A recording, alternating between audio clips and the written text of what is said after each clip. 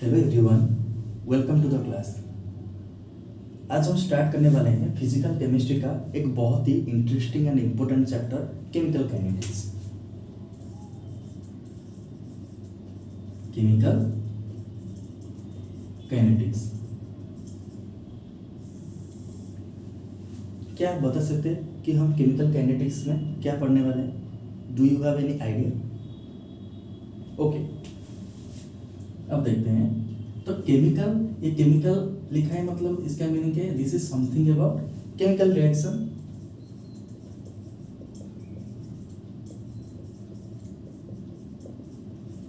And kinetics means study of rate,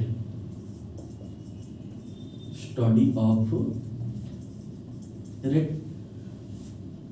so हम बोल सकते हैं study of rate of chemical reaction is called chemical kinetics. तो इसमें हम कुछ मतलब रेट ऑफ रिएक्शन ये स्टडी करने वाले हैं, ठीक है। Tell me what is a chemical reaction?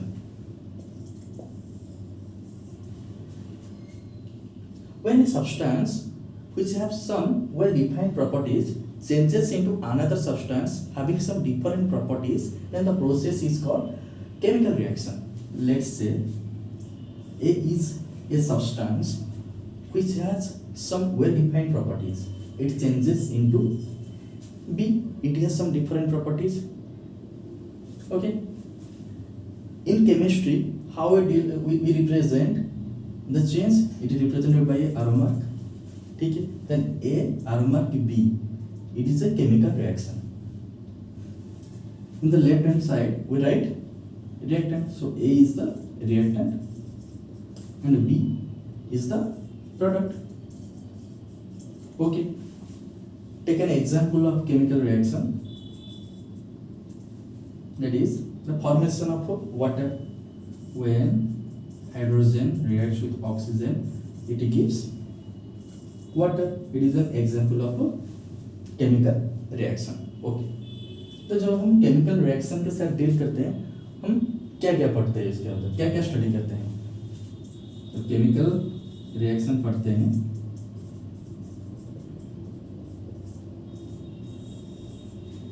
पहले हम देखते हैं फिजिबिलिटी ऑफ रिएक्शन।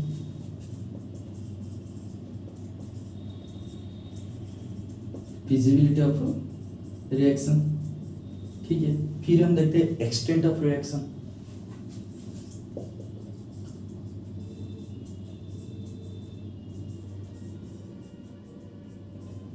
फिर हम देखते हैं स्पीड ऑफ रिएक्शन।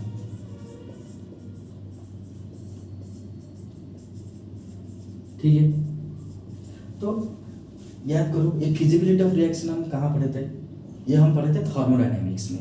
तो what is feasibility of A reaction? The reaction which happens its own is called feasibility of A reaction.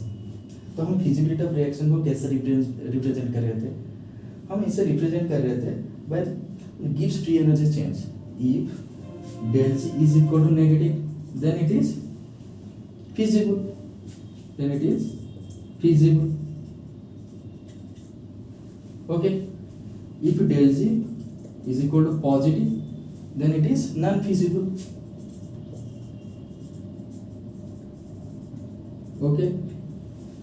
If del G is equal to 0, then it is equilibrium. Okay. Then हम पहले feasibility of reaction देखे, हम ये कहाँ पढ़े थे? ये thermodynamics में पढ़े थे। फिर हम आए कहाँ पर? Extent of reaction. ये एक्सटेंट ऑफ रिएक्शन हम कहाँ पढ़े थे? ये पढ़े थे हम केमिकल इक्विलिब्रियम में, ठीक है। तो ये क्या है? To what extent the reaction will proceed is studied under extent of reaction. May be it will proceed to 90% or 70% or 80%, 50%, then it will attain the equilibrium. तो ये हम क्या कहाँ पढ़े? केमिकल इक्विलिब्रियम चैप्टर में। फिर ये दोनों पता होने के बाद हम पढ़ने वाले हैं स्पीड ऑफ रिएक्शन। ये जो स्पीड ऑफ रिएक्शन है, हम ये इस चैप्टर में पढ़ने वाले हैं, ठीक है।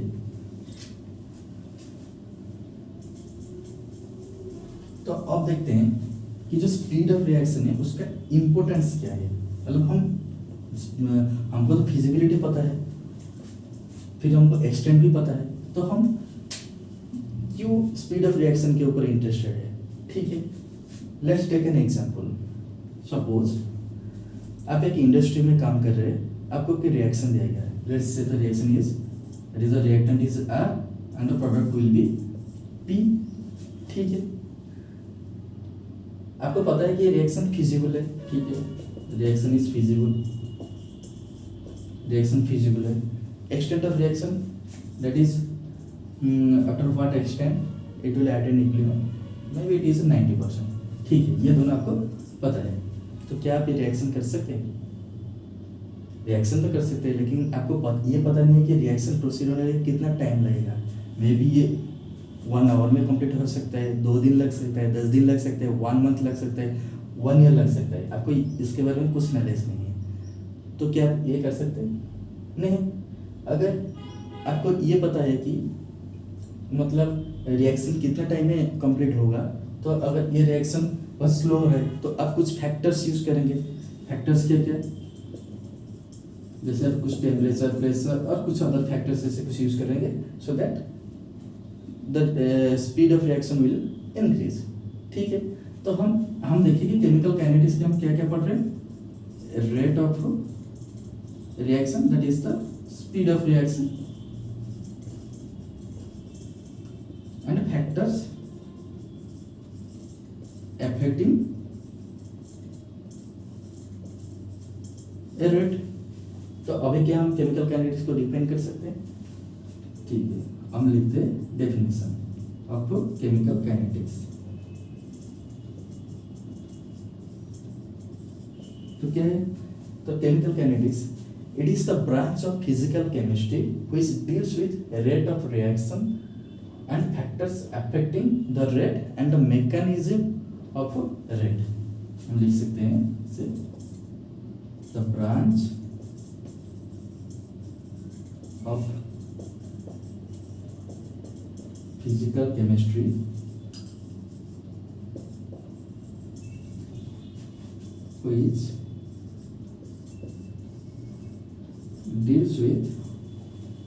which deals with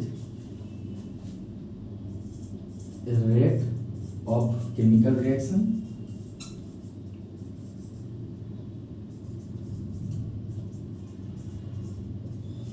factors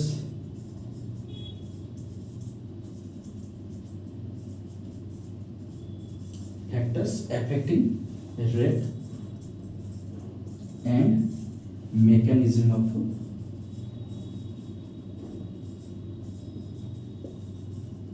the rate of reaction, ठीक है। ये जो काइनेटिक्स है, ये जो वर्ड है, ये ग्रीक वर्ड काइनेसिस से डिराइव हुआ है। काइनेसिस इसका मीनिंग है मूवमेंट, इसका मीनिंग है मूवमेंट, ठीक है।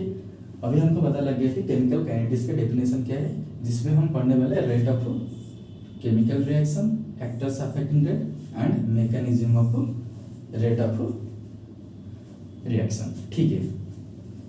तो ये देखने के बाद हम देखेंगे कि मतलब केमिकल काइनेटिक्स का इंपॉर्टेंस हमारा एवरीडे लाइफ में क्या क्या है, ठीक है।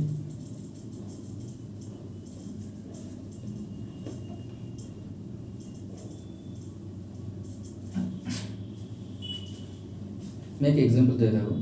फर्स्ट, जब हमको एसिडिटी होता है तब हम क्या करते हैं? इनो ले आते हैं। इनो क्या एडवर्टाइजमेंट में बोलते हैं क्या 6 सेकंड में एसिडिटी गायब। तो ऐसा क्यों बोलते हैं? जो इनो है, जो जब वो हमारा बॉडी में जाता है तो क्या करता है? वो एक केमिकल रिएक्शन होता है। जो केमिकल रिएक्शन होता है वो 6 सेकंड में, वो बोलते हैं 6 सेकंड में एसिडिटी गायब है, लेकिन नहीं होता है। फिर भी वो 6 से कुछ मिनट में हमारा एसिडिटी गायब हो जाता है, ठीक है। वो क्या होता है? केमिकल रिएक्शन होता है, ठीक है। तो जैसे कि सपोज हमारा हेडेक हो रहा है, ठीक है, हम मेडिसिन खाने के बाद हाफ एन आवर 1 आवर के अंदर हमारा हेडेक ठीक हो जाता है। सपोज हम मेडिसिन लेने के बाद 1 दिन बाद हमारा हेडेक ठीक होगा, तो क्या ये अच्छा रहेगा? नहीं। तो क्या हम मेडिसिन लेंगे? नहीं। तो हम चाहते हैं क्या? बहुत कम टाइम में हमारा पेन रिलीव हो जाए। तो pharmaceutical industry spending a lot on this. ठीक है. So first application is pharmaceutical industry.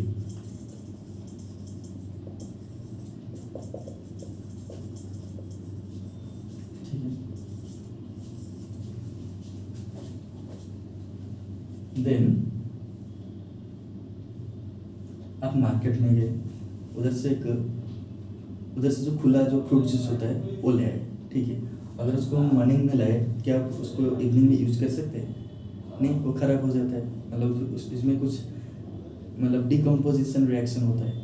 ठीक है. लेकिन जो पैकेट वाला जो फ्रूट जूस होता है तो वो क्या, उसका जब आप सुबह लाते हैं तो इवनिंग में भी यूज़ कर सकते हैं, 2 दिन बाद भी यूज़ कर सकते हैं. यूज़ कर सकते. देखो, जो पैकेज वाला फ्रूट जूस है उसमें कुछ प्रिजर्वेटिव यूज़ किया जाता है. जो प्रिजर्वेटिव यूज़ किया जाता है वो केमिकल काइनेटिक्स का एप्लीकेशन ही है. जो खुला वाला जो फ्रूट जूस आप लाए थे, अगर उसको हम फ्रीज में रख देंगे तो आप सुबह लाएंगे तो इवनिंग को भी यूज़ कर सकते हैं. हम क्या किया, उधर टेम्परेचर डिक्रीज कर दिया और कुछ फैक्टर्स यूज़ किया तो क्या अब वो मतलब रिएक्शन नहीं हुआ तो खराब नहीं हुआ. ठीक है. Third is the roasting of iron. आप तो ये दिखा ही होगा रोस्टिंग ऑफ आयरन. ठीक है. तो एक चीज़ आप हमेशा याद रखो, थर्मोडायनामिक्स हमको क्या बोलता है?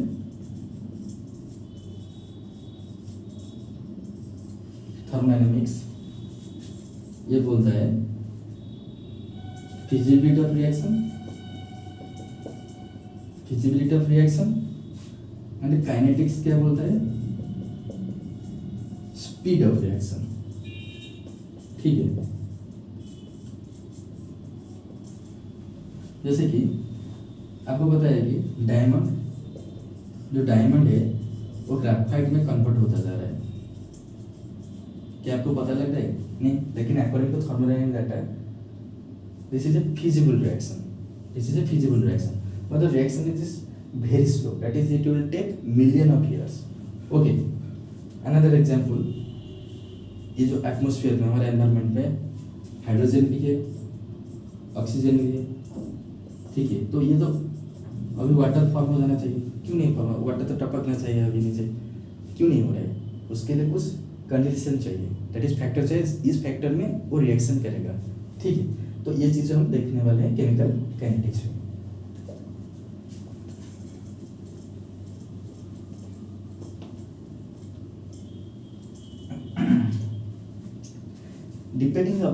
Depending upon the speed of reaction, it is divided into 3 categories. First is fast reaction. तो fast reaction क्या है? The reaction which happens at once. Reaction that happens at once. ठीक है. तो ये fast reaction है. तो एक एग्जाम्पल लेते हैं. When silver nitrate is added to sodium chloride solution, it gives AgCl. It is precipitated. Downside arrow it represents precipitate. ठीक है. Then NaNO3. So it is an example of a fast reaction. An acid-base reaction, it is also example of a fast reaction. ठीक है. तो second देखते हैं. Second slow reaction. नाम से पता लग रहा है कि ये स्लो ही होगा. The reaction which takes a longer time to complete. The reaction which takes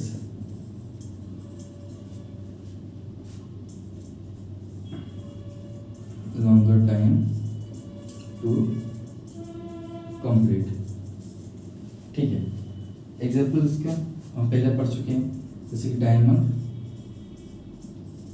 इसको हम पढ़े तो ग्रेफाइट. ठीक है. अनदर एग्जाम्पल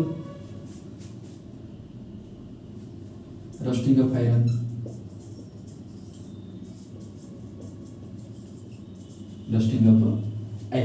ठीक है. And third type is moderate reaction.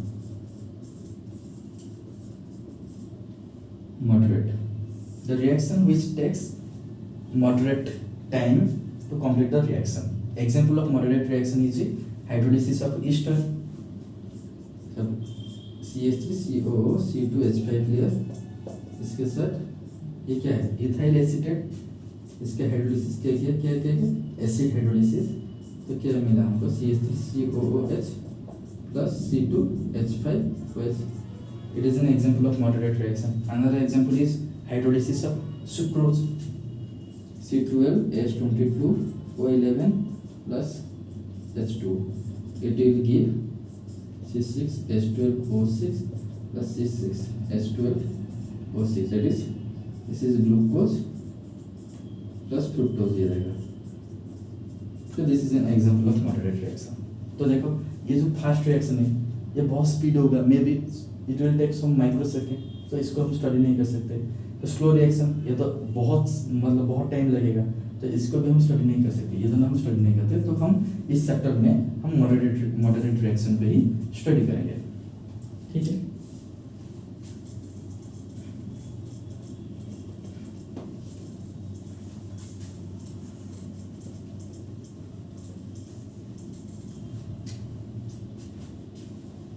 देखो अभी एक जनरल केमिकल रिएक्शन लेते हैं, जैसे कि R gives rise to P.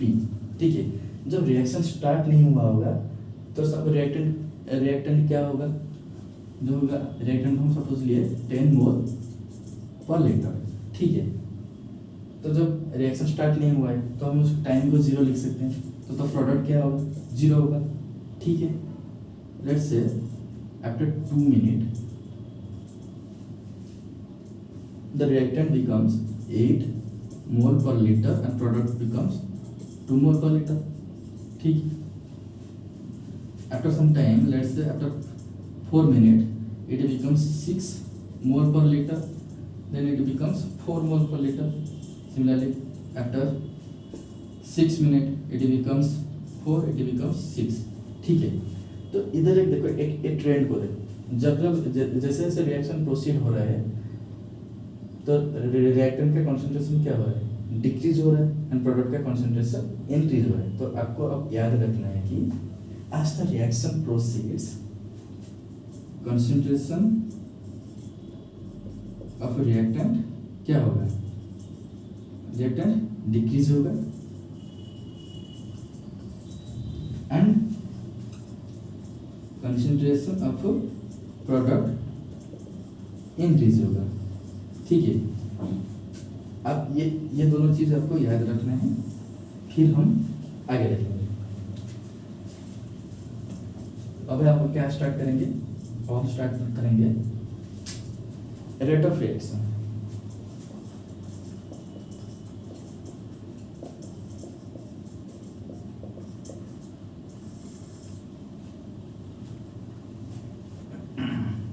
तो what is rate of reaction? The change in concentration of reactant or product with time is called a rate of reaction. The change in concentration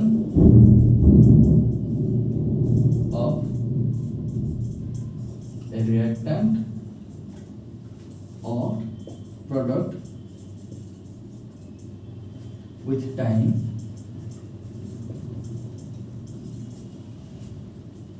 is called rate of reaction. ठीक है. हम लिख सकते हैं, हम इसको rate of reaction पे से रिप्रेजेंट करेंगे आगे ROR. ठीक है.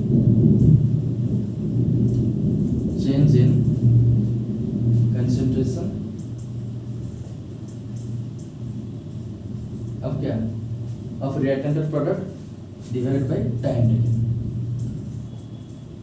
अच्छा, the change in concentration of reactant or product.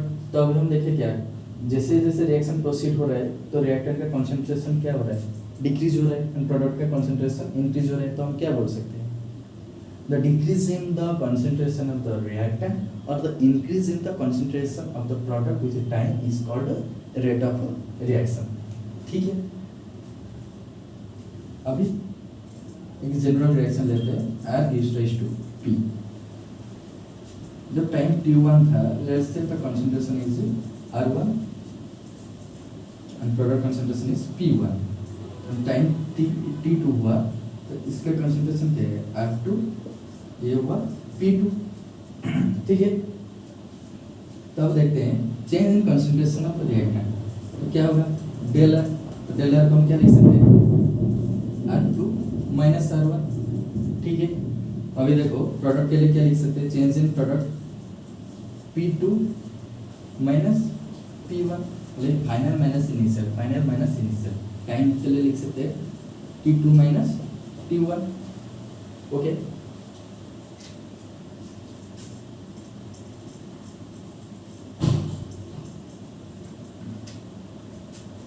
ठीक है, तो अभी रेट ऑफ रिएक्शन क्या है, change in concentration of reactant और प्रोडक्ट विथ टाइम, ठीक है। अभी विथ रिस्पेक्ट टू रिएक्टेंट लिखते हैं, change in concentration of reactant, तो क्या होगा del R divided by del T, with respect to product लिखते हैं del P divide by del T, ठीक है। अब एक चीज़ देखो, तो डेल आर है वो R2 माइनस R1 है, हमको पता है कि final concentration of reactant is less and initial concentration of reactant is more, so R2 minus R1, that is del R will be negative, so this will be a negative quantity, so overall rate of reaction will be a negative quantity, but we know that rate of reaction is always positive, so हम इधर एक negative sign लेंगे and product के लिए एक positive sign लेंगे, ठीक है। ये जो नेगेटिव साइन है ये इंडिकेट कर रहा है कि जैसे जैसे रिएक्शन प्रोसीड हो रहा है rate of reaction of reactant decrease होता जा रहा है and rate of reaction of product increase होता जा रहा है, ठीक है। तो ये जो पढ़े हम इसको बोलते हैं एवरेज रेट, एवरेज रेट।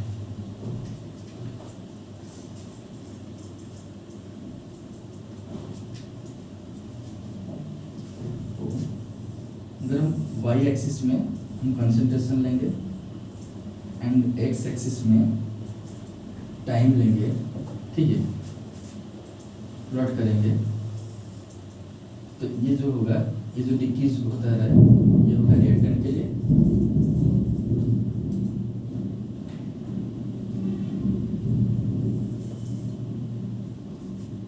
ये है प्रोडक्ट के लिए, ठीक है।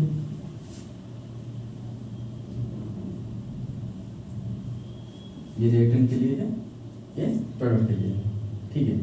सपोज ये जो रिएक्टेंट के लिए है डेल आर, ये R concentration, this is the T, तो हमको एवरेज रेट निकालना है ये दोनों पॉइंट के अंदर, तो हम क्या करेंगे, अगर ये दोनों पॉइंट को एक्स्ट्रापोलेट करेंगे, ठीक है, तो हम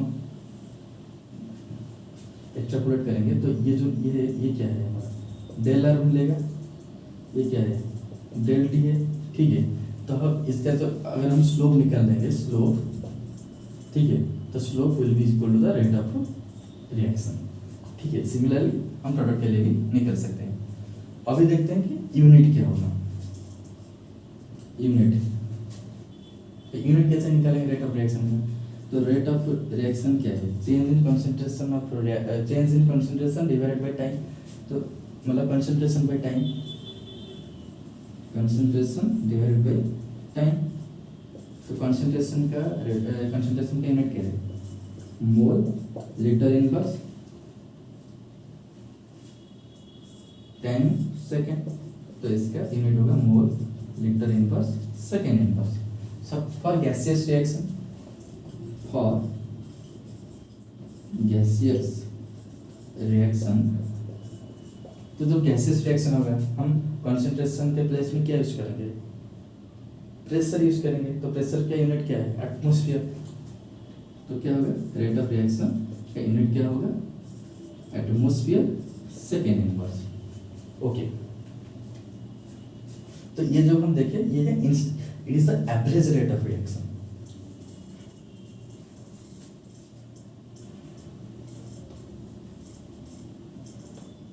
ठीक है। तो अपन पढ़ने वाले हैं हम instantaneous rate of reaction, instantaneous rate, तो जो एवरेज रेट है वो एक लॉन्ग रेंज के अंदर हम रेट ऑफ रिएक्शन निकल रहे थे, ठीक है। Suppose we have to calculate the rate at any particular instant, ठीक है। सो हम क्या करेंगे, तो इंस्टेंटेनियस रेट कैलकुलेट करेंगे। So the rate at any particular instant of time, particular instant of time is instantaneous rate, is instantaneous rate। तो जब instantaneous rate calculate करेंगे तब जो टाइम है वो बहुत, मतलब टाइम इंटरवल है वो बहुत कम होगा। जैसे कि सपोज आर एवरेज, जो एवरेज रेट जो हम निकल रहे थे, ये del R by del T, del P by del T था, ठीक है। इसमें क्या है, जो टाइम इंटरवल है वो बहुत स्मॉल है, तो क्या होगा, तो del T will changes into D T. So R instantaneous rate of reaction क्या होगा, D R by D T plus D P by D T, ठीक है। अब इसका ग्राफ देखते हैं, जैसे कि concentration of reactant and time लिया, ठीक है। तो अभी देखो, सपोज इस पर्टिकुलर इंस्टेंट में हमको कैलकुलेट करना है, मतलब रेट क्या है, तो हम क्या करेंगे, एक टेंजेंट ड्रॉ करेंगे और इस टेंजेंट ड्रॉ करेंगे एंड इसका स्लोप निकालेंगे। जो होगा ये हमको रेट देगा, rate of reaction, instantaneous rate of reaction देगा।